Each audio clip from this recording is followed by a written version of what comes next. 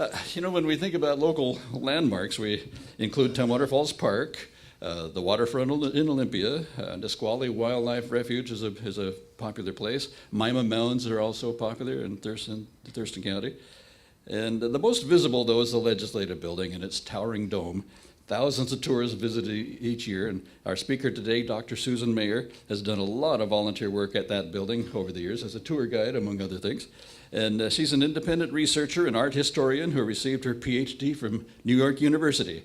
She's taught classes, makes public presentations, and writes on a variety of art historical subjects. And she'll be sharing with us today the history of the building and its artistic design and architecture, and share a lot of stories and photos. It's like we're having a video tour of the Capitol building. So let's have a warm welcome for Dr. Susan Mayer.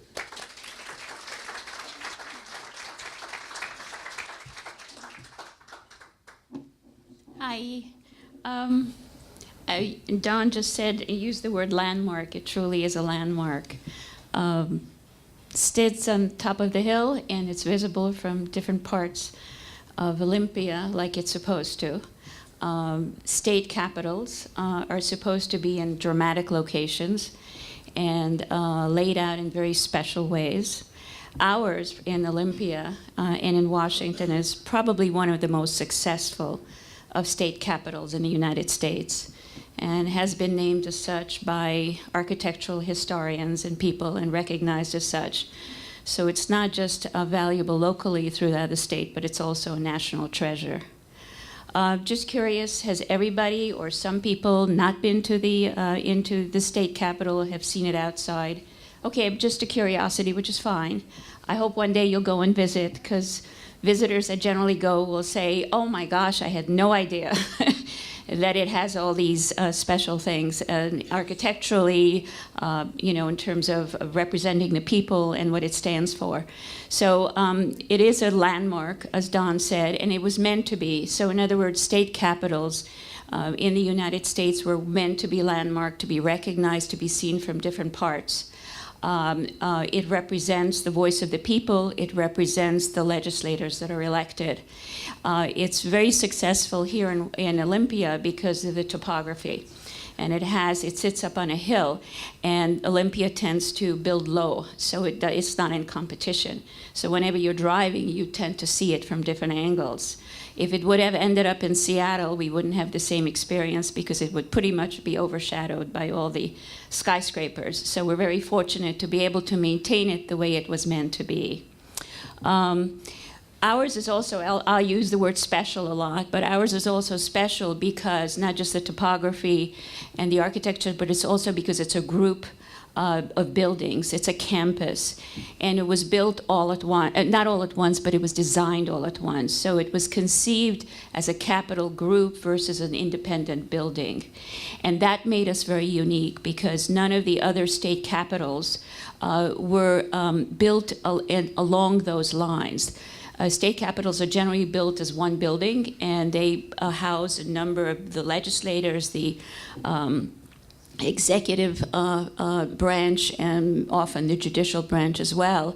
And when this particular group was conceived and was actually asked to be designed in this fashion, it was a plan to have a capital group. Its advantage for us from that perspective is that not much has changed. In other words, the different buildings for the different functions were set up in such a way that in terms of additions, not much really has been added to it. It's pretty much maintained the way it has been when it was designed in the 1910s. And in many other state capitals, they add new buildings as needed. So even though you have the formal state capitol, there's other additions later. So I always refer to this as a time capsule from the 1910s and the 1920s.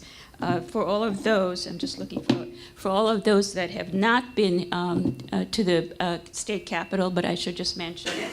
You've got, of course, the major building, which is the major building, which is the legislative building, which is the center. And then you've got the Temple of Justice, which is the Supreme Court.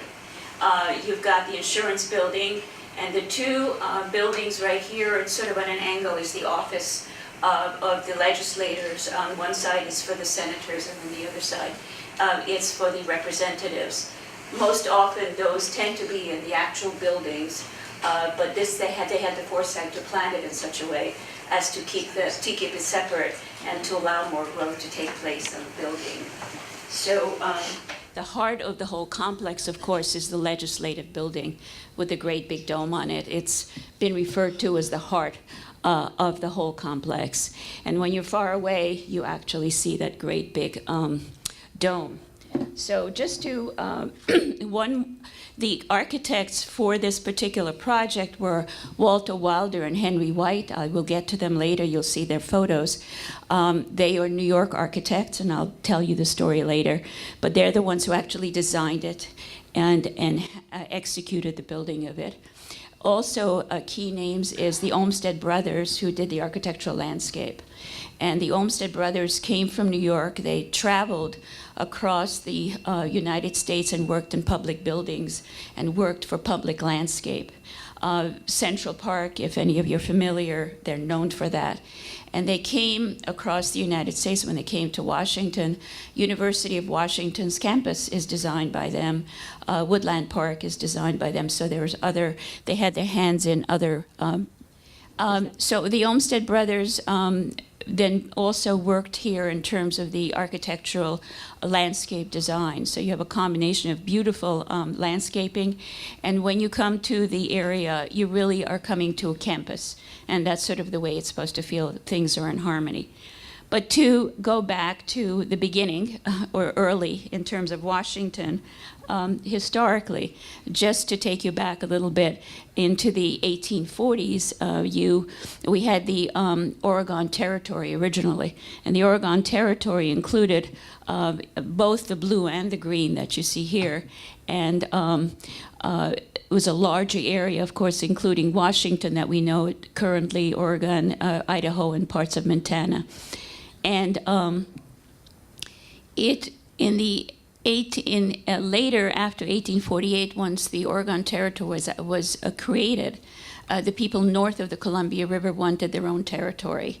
And so it went to the federal government, and they actually passed and approved the fact that there will be a separate territory, and they're going to separate the territories.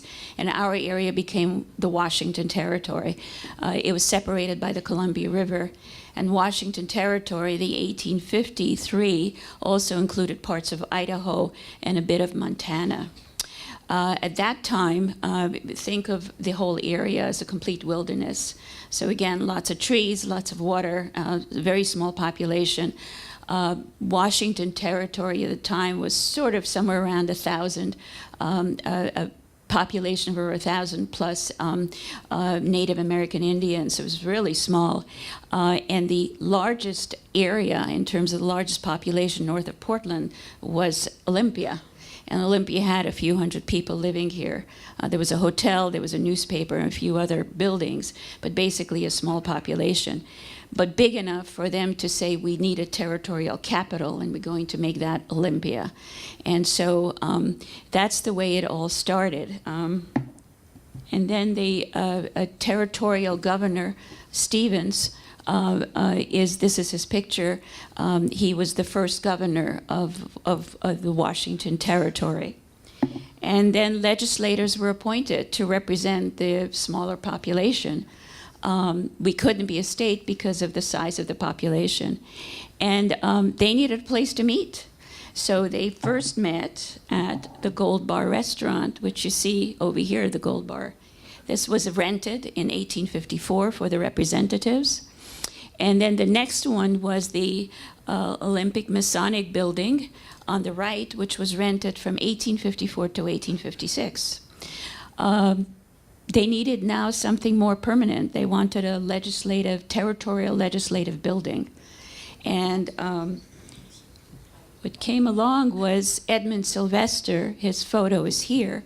Edmund Sylvester is one of the earliest residents of Olympia. He was a fisherman, and he came from Maine, and he acquired large tracts of land. And he was very interested in having the territorial legislative capital in Olympia, and when that actually happened, he gave 12 acres to have this building built. And so they built this territorial legislative building that you see here. It was a wooden frame building, and the 12 acres that he gave is exactly where our state capitol is. So basically, historically, it's a very special place, and he knew it when he gave it because of the location. The views were spectacular. On one side, you could see the Olympic Mountains. Behind you could see Mount Rainier. And then you look down, it was 100 feet above the bluff, and looking down, you could see the Puget Sound. It's the south part of the Puget Sound. So it was a spectacular place. His specifications were that whatever state capital comes there, starting with this one, it needs to be exactly in that area. And we followed that continuously, because ours now, what you see now is continuously, is right next door to where this little wooden building used to be. When they erected it in 1856, it cost $5,000. And actually, interestingly, they used it for 46 years. So it was amazing. Other things happened, which I'll tell you about, but it was used until 1902. Anyway, so let's move on. While all of this is happening, of course, there's more population, more people coming through, and the population's growing. Wagon trains, the Oregon Territory, and the reason I wanted to show you this one is Marcus Whitman. If you look at his statue over here, this statue happens to be right at the entrance as you come into the north entrance of the legislative building. And the statue is the same statue. Next to it, I wanted to show you. The original one is in Washington, D.C., in the Statuary Hall. Each state gives 2 historic statues to the National Capitol Statuary Hall, and that's ours. Marcus Whitman is supposedly supposed to be the tallest of them all. Ours is a copy in the Legislative Building, and as you walk in, he's on the right side. It's a towering figure. He was a medical missionary from New York, and came to live in Walla Walla area, where he treated the people coming across the Oregon Trail and the American Indians. But beyond that, he was also one of the first ones to establish the Oregon Trail. And the Oregon Trail started in Missouri.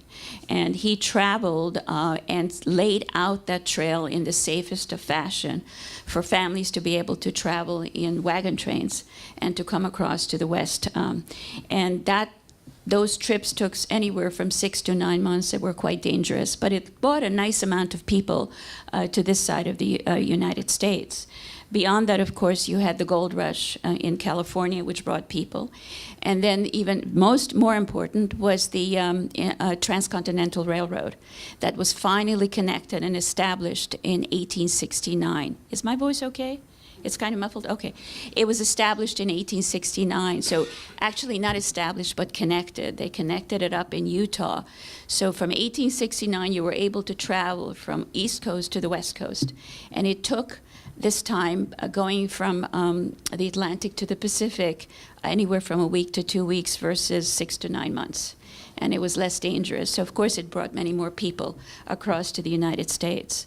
So by the time we came to 1889, which is when we became the 42nd state in the Union, the population was somewhere around 300,000. So there was a real growth in population. Okay, President Harrison at the time gave 132 acres of federal land, which is timber land west of the Cascades, to the state in order to build a state capitol.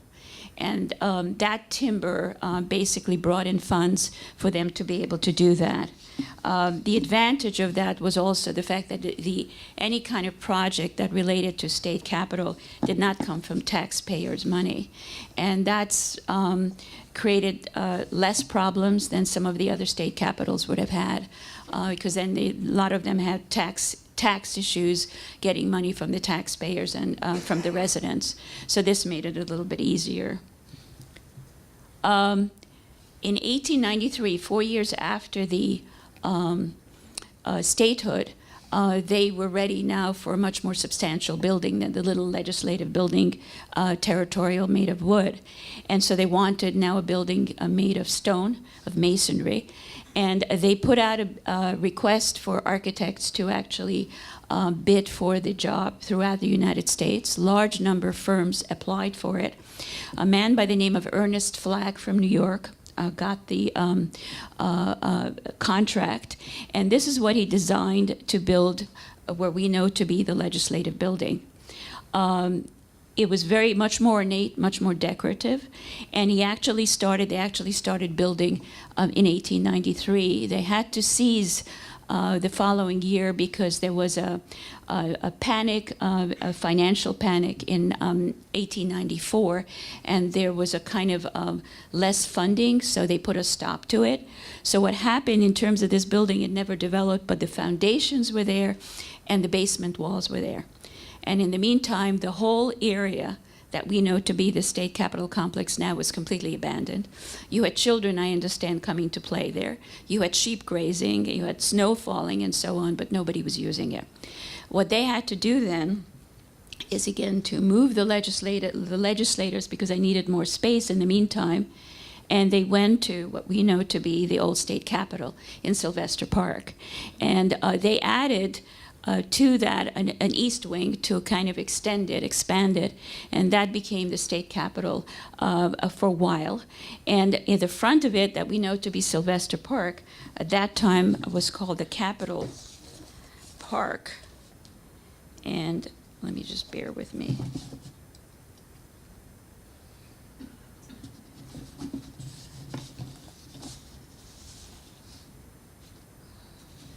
It was called the Capitol Plaza, sorry. And it was called the Capitol Plaza, and it's where politicians would come and they'd give speeches. So it was used in a kind of different way than it is now, although we do have concerts there. Anyway, this was the state capitol at the time until 1928. It was the material that was used was, again, sandstone that came from Whatcom County. It has a kind of darker color. But this building was used until 1928, until the current legislative building that we know to be ready. And then it's the following year that the legislators came over. In the meantime, while all of this was going on, this is a national... On a national scale, there was an exhibit, a world exhibit in 1894 in Chicago. And it was the world exhibit, it was called the Columbia Expo, a World Expo, where they did, it was called the White City, where they created an ideal city in the style of ancient Rome. Very large, you had over 4 million people visiting. And what the architects and the urban planners wanted to show is, because America now has become stronger, more powerful, that the cities that they build should be in the style of great dignity and in the style of ancient Rome. So what I'm showing you here is just an aspect of what it looked like, and it influenced architecture at that time, and it influenced urban planning. Called the White City because most of the buildings were white and they were temporary. When the exhibit was finished, most of the buildings were taken down. But what it influenced architecture, and it influenced state capitals and the design of state capitals. What happened after this was a whole series, like a chain capitals that were built in different parts of the United States, were in the style of ancient Rome in many ways. And ours is one of the last ones to be in that fashion. So ours is historical because of one of the last ones built in that style.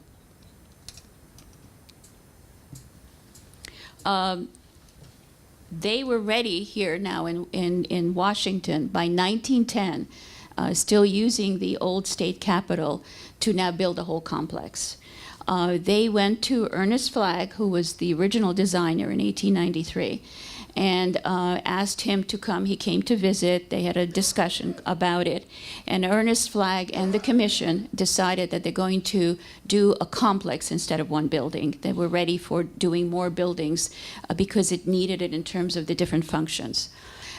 So when the Capitol Commission, a 3-member commission, actually put the word out, they asked architects to actually bid for this contract, and they asked them to do a Capitol complex.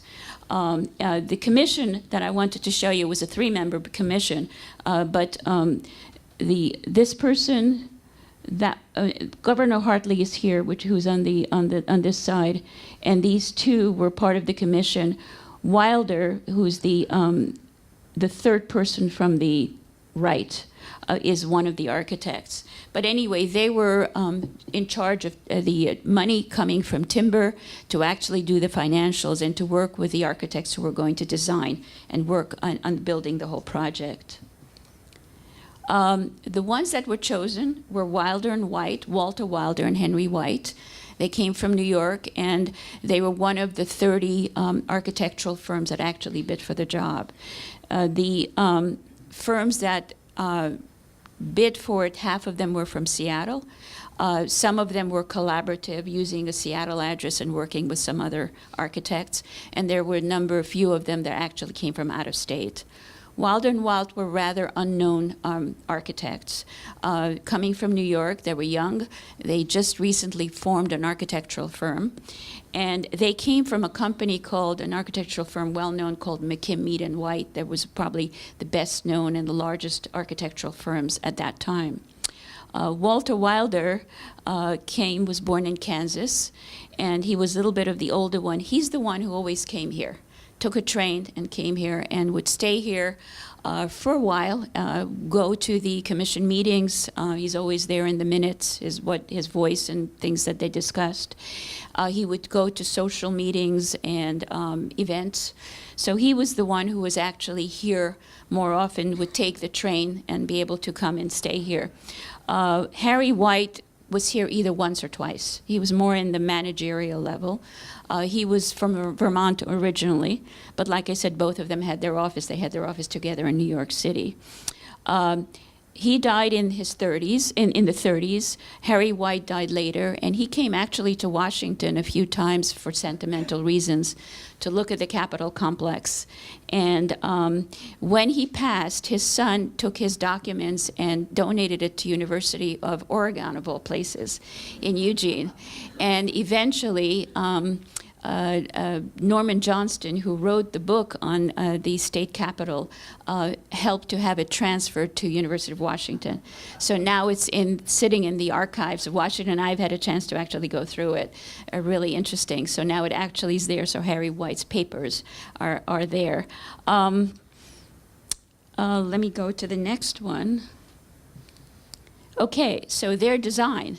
They followed the request of the commission, who asked for a group complex. It was a little bit more dramatic than, a little different than what we see now. It had basically, you would have had to walk in the front, if you'd facing Capitol Lake, you'd be walking up there, and there was a triumphal arch, so it was much grander.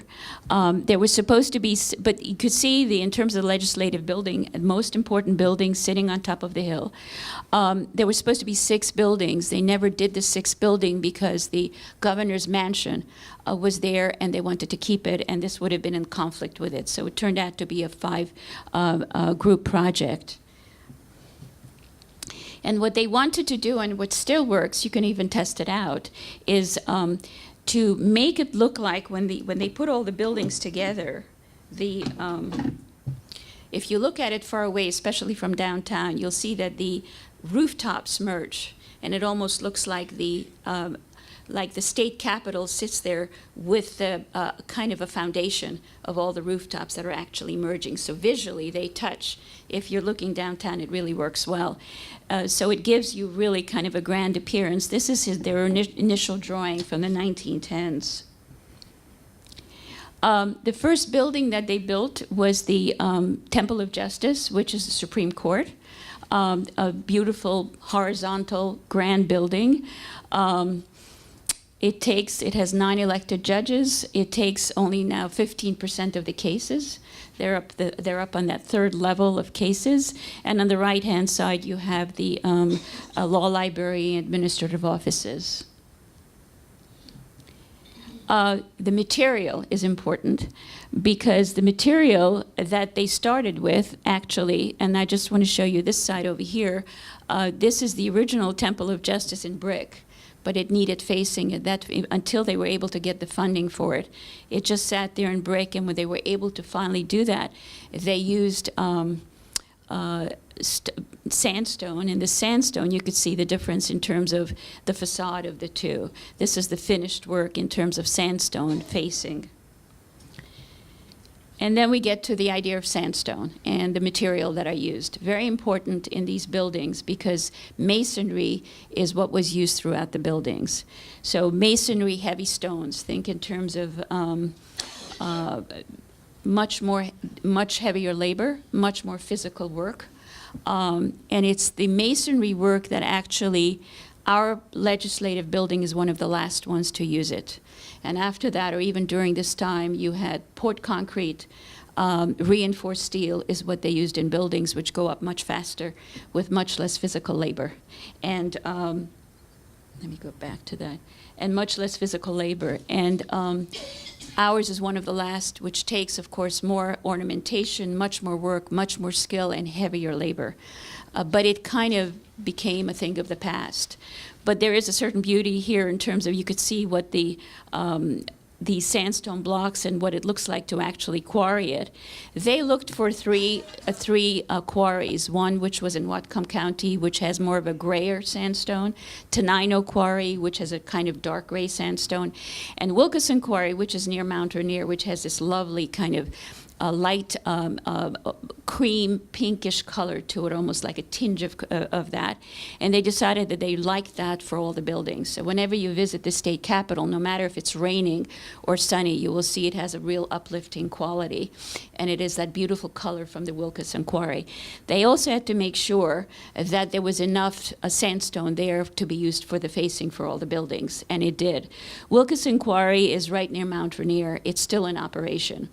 And what they did was they quarried it, and then they basically shipped it by railway to Tacoma, and over there they cut it. Walker cut stone that you could see over there in terms of the wording. It went to Walker cut stone, where they would actually cut the blocks and then drive it by truck to the site. Okay. All right. This is my favorite photo. This shows you the Walker stone in Tacoma, where all of these blocks were cut. And you could see the sandstone and the men working there. Sometimes it would take 15, 16 hours for them to cut a large block of stone. But basically, it's all of these stones that made up all these buildings. And some of them were beautifully hand-carved, which I'll show you some examples of. But give credit to these people. They, in terms of the skilled stonemasons, they made around, during the time of the legislative building, they made around $10.50 a day.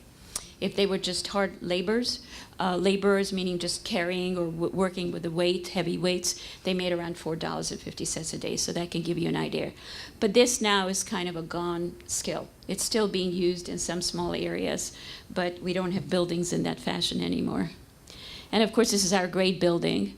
And you could see in terms of the masonry, what you see is when you're there is you can kind of feel the masonry all around you. The sandstone on the outside, the steps are granite, and the granite, again, they tried to stay as local as possible, comes from a little town called Index, which is north of Seattle. The granite cliffs are still there. That particular quarry is closed, but you can see a lot of rock climbers there on their granite cliffs. And when you walk into the building, you'll see a light gray, dark gray kind of marble, which basically lines most of the building, the hallways and the rotunda, and that comes from Alaska, 2 islands from Alaska. When you go to the higher level, I'll show you some examples, you get to the European marble. European marble is used for the legislators, and symbolically, because it's a legislative building, it's basically provided on that level. I wanted to show you just the steps as to were taken. We have historic photos, and you could see how it took. Remember, these buildings, the legislative building, all these blocks had numbers on them. So it's not like we have computers today. So they were numbered as to where each piece was going to go. You could see on the left side here the columns just basically coming up in sections. That pediment is not there, but really just you can see all these many sandstone blocks. And on the right-hand side, it's the next step. This is somewhere like 1924. I didn't mention that the legislative building was built between 1922 and 1928, finished in 1928. This also shows you the workers. So the workers, basically the ones who were carving those capitals, and these are called Corinthian capitals, were up on scaffoldings, and they would be actually carving with hand tools or sandblasting tools. That's all they had. And they created these beautiful column capitals. In that picture on the left-hand side, you can possibly see what they got from New York was the actual design of the column capitals, and they had plaster casts, and they would follow the plaster casts and then carve them accordingly. This is an interesting one which shows you how they did the dome. So the dome, the building's dome is called a masonry dome. It's all with masonry blocks, 1,400 blocks of different sizes. And what they did was it was basically circular blocks put up in circles, in concentric circles, getting smaller if you think in terms of a beehive. And finally it met right at the top, and it had to be perfect because it works on gravity and self-support. So it was a very complicated kind of technique, a method that was only used in few state capitals. Our state capital is the tallest in that masonry technique. They had to hoist up these stone blocks, but what they did was really ingenious. They did a little railway. You could see here on the left-hand side, you could see the blocks as it comes up on that little railway. And we're looking here at the outside or the beginning of the dome. It's called the drum. If you look, these tiny little people, those are the men working on that, actually with hand tools. And you have the scaffolding, small scaffolding that's just beginning the dome. On the right-hand side, you could see how the scaffolding has grown. And basically what they did was they created the scaffolding which grew, and it's on the inside that they were able to create these blocks and create this kind of beehive design for the dome. And here we have the grand building. You could see the 42 steps going up, which is very ceremonial. That's the north entrance, and 42 steps because we're the 42nd state in the Union, so there's a symbolism there. In terms of the design of the building, it uses the entrances, the Greco-Roman temple design. So if all of you or any of you are familiar, as you know, temples have these great big columns. It has the big triangle pediment.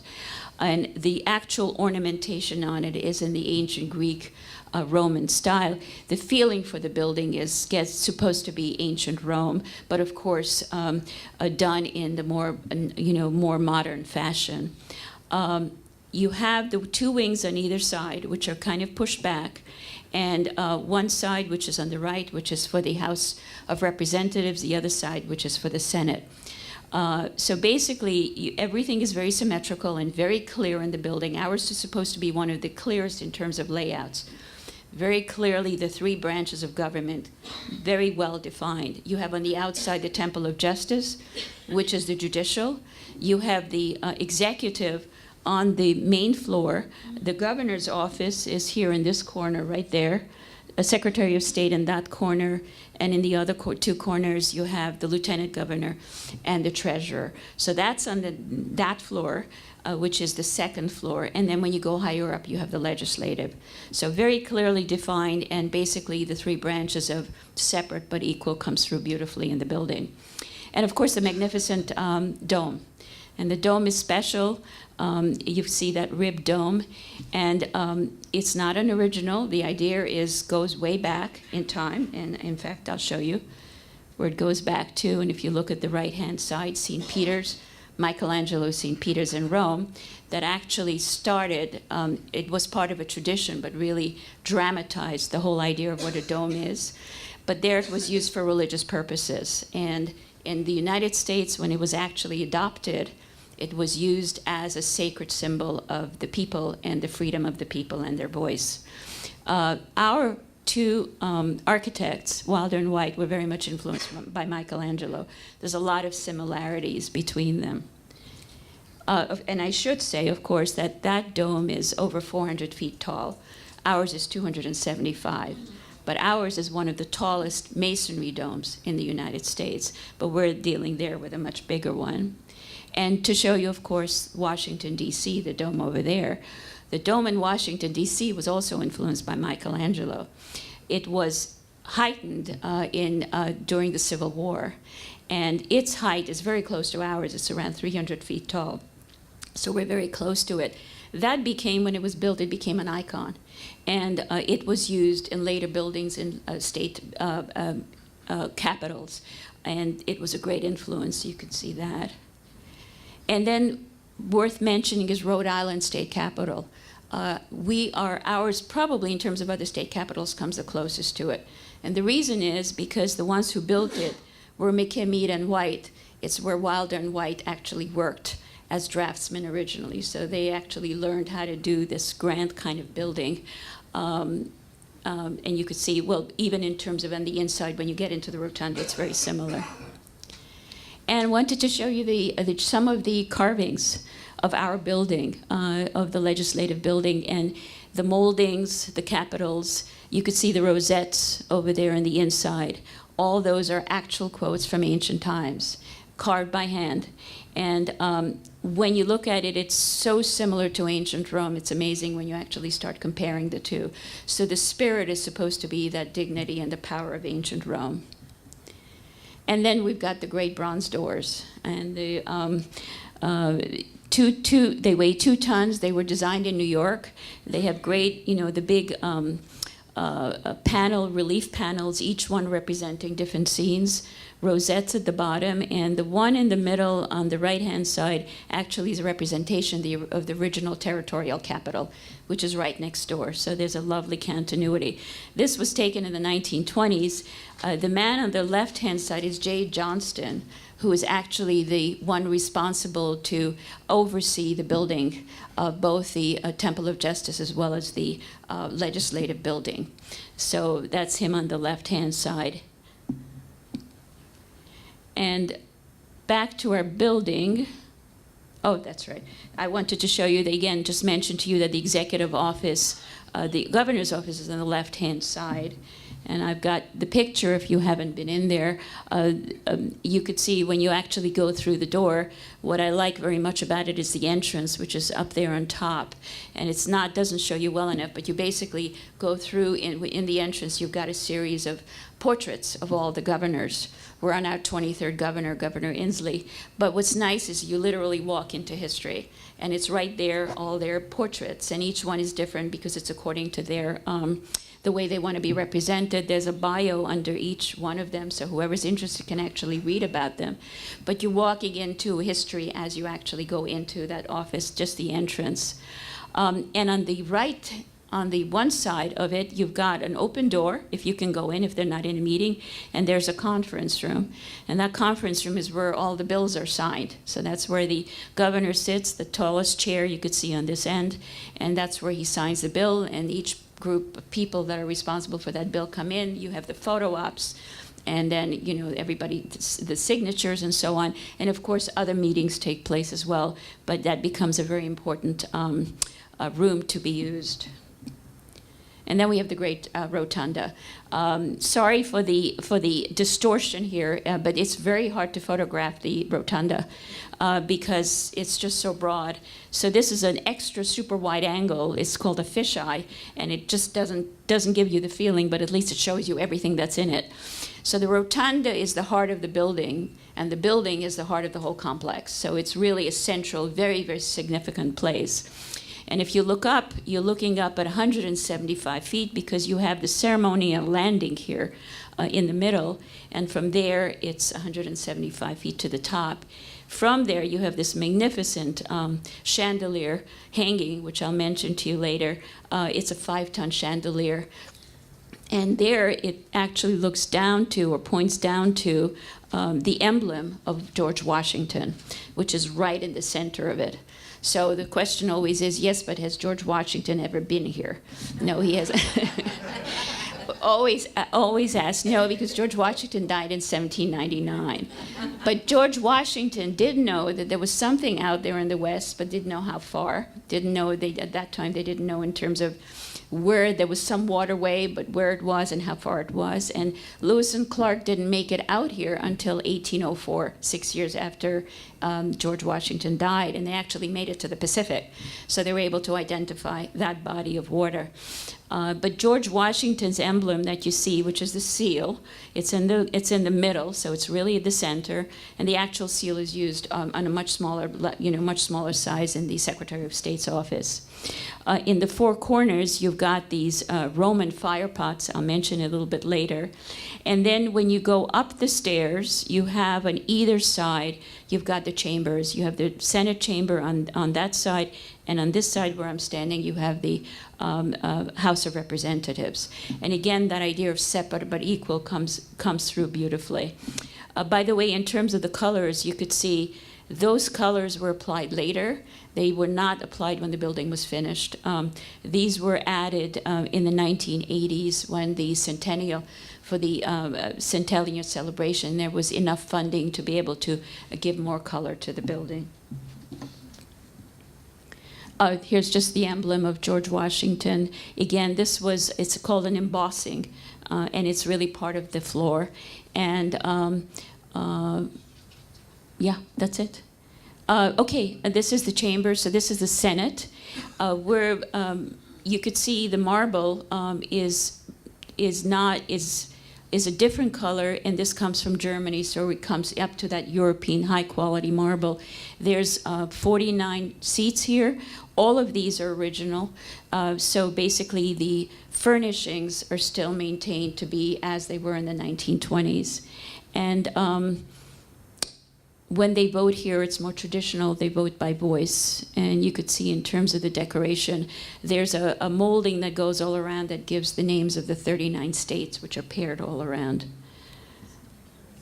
And this is the colors are not great here, but at least it gives you some idea. This is the House of Representatives. And the marble here that they used is a pink marble. It's called Escalotte, and it's from France. The size, the galleries on either side is for the public. So it's the same gallery both for the Senate as well as for the House of Representatives. When they vote here, they vote digitally. You could see their names up there. So when the voting takes place and you happen to be there, you'll see how they're voting because the name either comes up in green, which is yes, or in red, which is no. So it's kind of in real time. You can watch the whole process. On the same floor, you have the reception room, which is quite beautiful. And you could see here the marble is European too, and this is from Italy. It's got a lot of veins in it. And notable is that little flag there, which is the 42-star flag. And it's a little museum piece almost. It was a donation.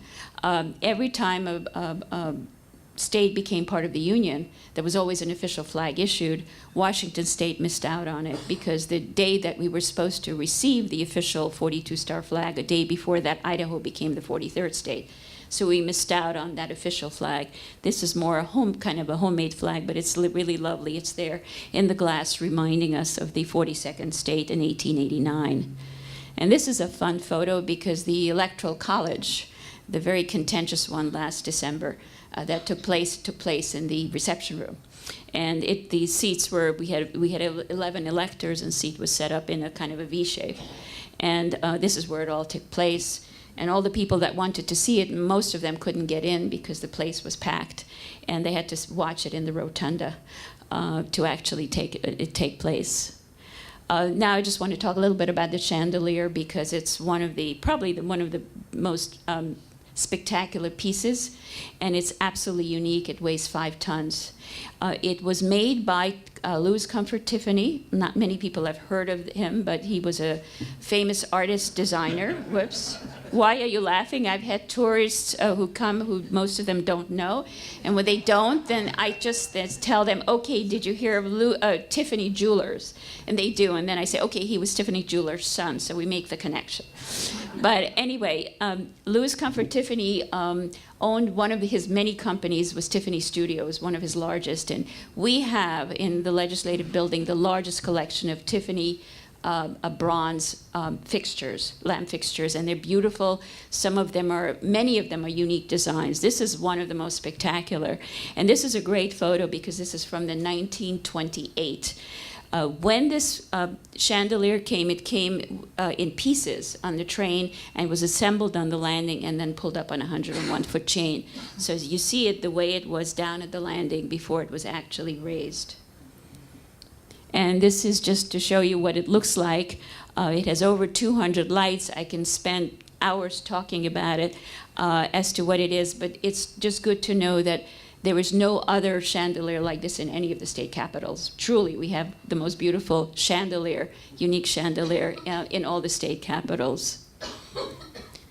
This is from above. Now we can't get up to that level on the 7th floor, but this shows you from that angle. It also shows you what that beautiful dome rotunda looks like. And you can see these lights, which is the fire pots, the ancient Roman fire pots where the lights are on. These lights are on all the time, 24 hours. So basically, this whole space has a very special feeling because it's so important. And I wanted to show you the fire pot, the ancient Roman-style fire pot, again by Tiffany Studios and Louis Comfort Tiffany. And you could see the big cauldron on top. It's based on an ancient design, an ancient Roman design, which is important. And again, it's in ancient Rome, they used to have fire going in it, and they would use it for ceremonies. And Emperor Augustus asked his Senate to basically light these fire pots, these type of fire pots, before they go into a session. So it was also, in some cases, and sometimes connected to the sessions, not always, because sometimes it was just more ceremonial. But it's there for a reason, because as the senators walk up to their session, these lights are on in a very similar way. So I'm quite sure there were certain parallels with that. And in terms of the dome, just to show you, the dome is in three levels, or 3 layers, and inside the middle layer is like a concrete cone, which supports that big lantern on top. We've had earthquakes since the building was built, 1928 when it was finished, and the earthquakes, there was one in the 1940s, 1960s, and the last one in 2001. So this beautiful lantern that you see, you'd be able to go up there, but now it's closed, so you can't see it, and there the views were truly spectacular. The legislature met here for the first time in the winter of 1929, and after that, a lot of things happened, but everything was in place. You had the stock market crash in the fall of 1929. There was a depression in the 30s. There was World War II, and so on. But legislature was meeting, and finally, the building and the whole complex was established. Currently, we're now in our 65th session. It's a biennial 2-year session, and working beautifully and in a beautiful historic building, pretty much that's not matched and very unique. Okay? Any questions? Sure. I understand during the last earthquake, the dome moved about a foot. No, half an inch or 3/4 of an inch, but it did move. I've seen pictures and I've talked to people who have been there. So basically on the inside there's like a wall, a brick wall, and you could see it almost like it shifted a little bit. And they worked on that in terms of because the dome is so sensitive in terms of any kind of movement, there's been a lot of reinforcement. And with each earthquake, it's always more reinforcement. The strongest reinforcement was in the 1960s, when you see the windows that go all around, and there were 30 windows, and 22 of them were covered up with concrete, which gave it a much greater strength. But yes, there was a movement in 2001, and that's been secured. Okay, anybody sure? Could you repeat the question, because we can't always hear it in the back? The question was was there a shift in the dome in the last earthquake? Okay, and there was a shift, sort of like a ½ inch, and they've secured and reinforced that since then. Okay, yes? Sure. When they built the campus, did they build all the buildings simultaneously? No, the good question. The actual, in terms of the design of the whole complex, which was what they were supposed to do, was in 1911. And after that, once that was approved with Wilder and White, the Temple of Justice, which is the Supreme Court, was the first one to be built. And after that, the insurance building was built in the late 1910s. And then they were able to get to the legislative building, which was built between 1922 and 1928.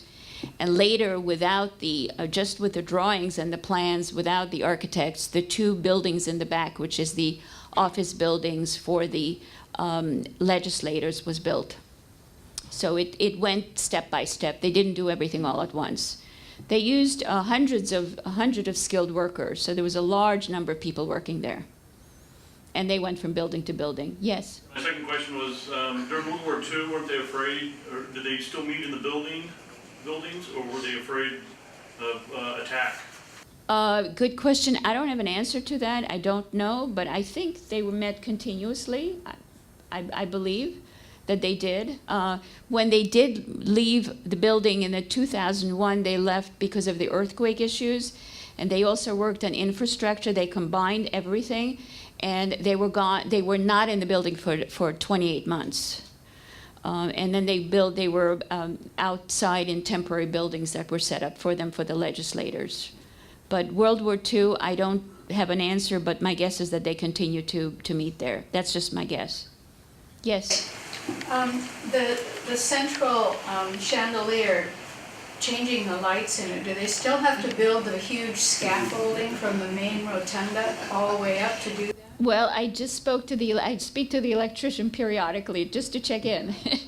And so his report is they haven't changed the lights for the last 16 years because they're low energy lights. And they used to have like people hanging almost like in a circus originally, but that was not according to code. So that So that had to stop. But basically when they do change, it is a scaffolding. It's a major job. And when they change all the light bulbs. Currently, there's 2 light bulbs out, one facing the south and one facing the west, which just went out a few months ago. So there's more, because There's all more. all the sconces are out Okay. around the band. Yes. And they're also out on the inside. Okay. So I don't Okay. know the exact number. Okay, my correction. Okay, but what's visible, but thank you. So I did ask the electrician, when do you decide to change all the light bulbs? He said they decide in terms of certain percentage. And when they feel that it's ready, then they do it, and then they change all the bulbs. So, yes? You said the brass doors weighed 2 tons, is that? Bronze. Bronze, sorry. Is that all together or one of them? One of them. Each one is 2 tons? Each 2 is my understanding. Yeah. So there's 3 pairs. And they were designed in New York, and they were cast in New York, and then they were shipped here. Yes. When the foundation was open from about 93 up till they started working on it again in 22, is there any concern that foundation may have accumulated too much weathering to maintain itself over the centuries? So this is the Ernest Flack Foundation? Okay, the Ernest Flack Foundation, only part of it, the original request that the commission made to the architects is to include the foundation and to use the foundation to continue and to build the legislative building. They ran into a problem because the building that they wanted was not completely suitable for the foundation. So what they did was they used parts of the foundation.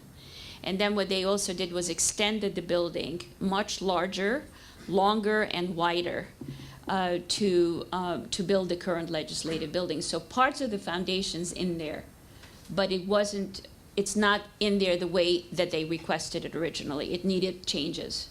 So is there any concern that foundation that was open to the air for so long might have deteriorated? Not sure. I don't know. I've seen photos of it, and in terms of any reports, I haven't seen anything referred to that.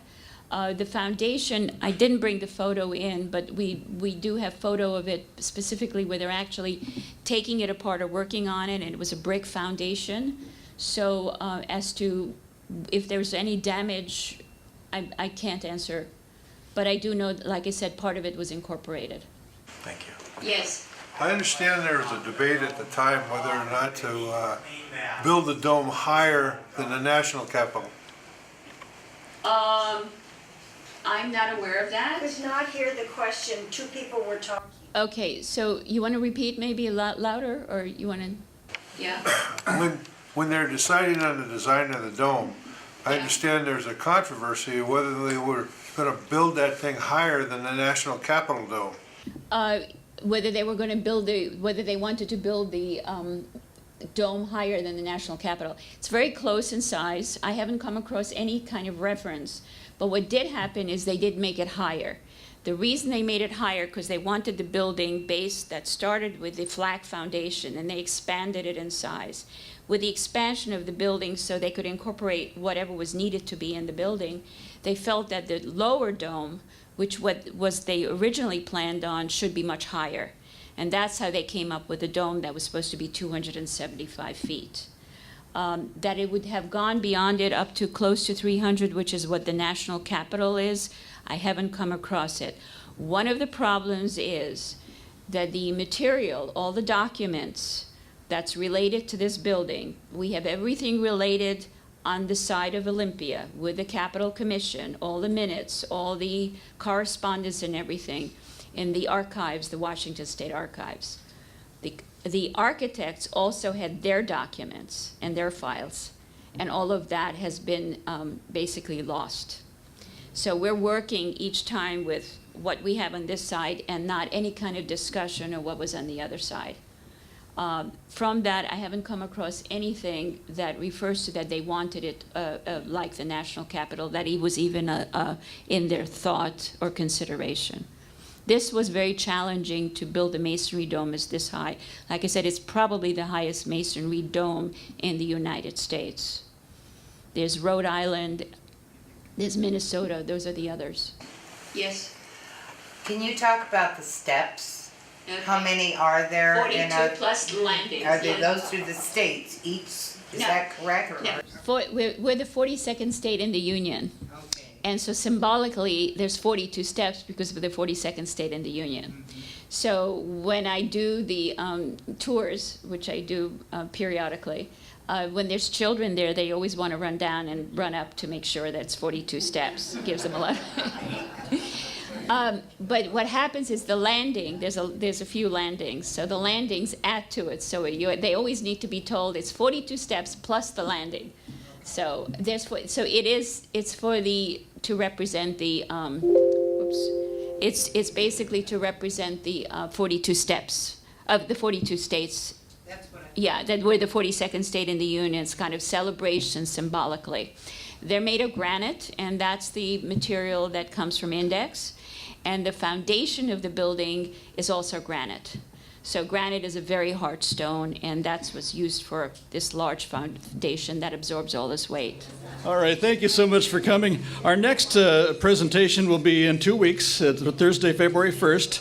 It's the Brewing Legacy Moves Forward, kind of an update on what's happening with the old brew house project and what the vision is, the progress on the craft brewing center. So that'll be February 1st. So we'd love to have you back. And feel free to stay and talk to Dr. Mayer.